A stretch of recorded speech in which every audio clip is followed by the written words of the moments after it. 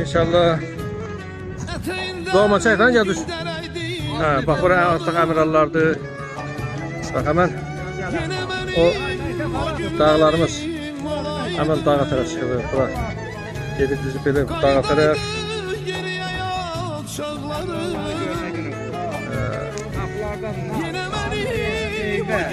Hamısı qalıb başına. Zakir müəllim Kaydaydı geriye yaşarlarım. Yine benim o günlerim olaydı.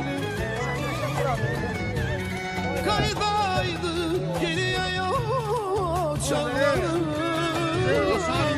Yine benim o günlerim olaydı. Uşaklığım tecel olup Neyse burada iş var. güzel çağlar Aziz dostlar.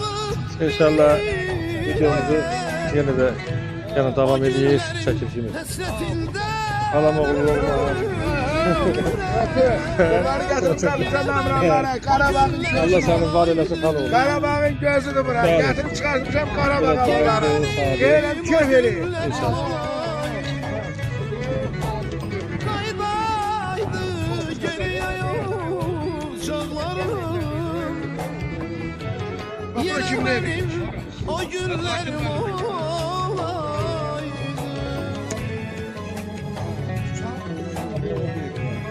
Evet.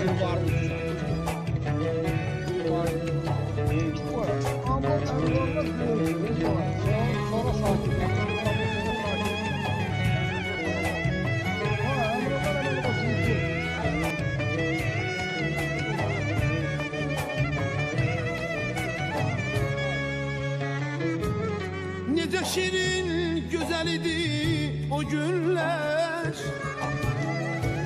O günlere diş atar mı bu günler? Ya da düşün Bizi kurutsa da. unutulmaz o günler. Yine benim o günlerim olaydı. Crosslar da var. Kaydaydı geriye o günlerim. Bu göbeğe 18 yakına geldi. Yine benim İyi yani orada yaşıyor. Ha kendimiz yerimdedir. Kendimiz bu tarafta doluna ben de çekiyorum. Böyle bunları gelsin. Böyle bunları gelsin garanti var. Tanısı var bak. Bu meydan tarafındaki evler hamısı salamat. Buna. Uşaklığım Ha kardeş yok böyle. Havasından çıkılmıyor. Süsü kesim aklı gezek gider. Kardeş. Hadi oğlum. Yedir kızlar ana. Kokulu gel. Kokulu gel. Yine benim Evet. o günlerim olaydı. Yine Hadi sal ol sen ne tercih orada. günlerim Ha yok. Ha çeç oturum. Şu buralarda çeç oturum da. Haydi. Aşağı Buralarda çeç oturum. Vallahi ben yadıma söylerim yani. Burada var idi bilirsən nə? Xarı bil. Allah bilir. Vallahi benim aklıma gelmiş. Gedək martını. O gəzən çıxırıyor.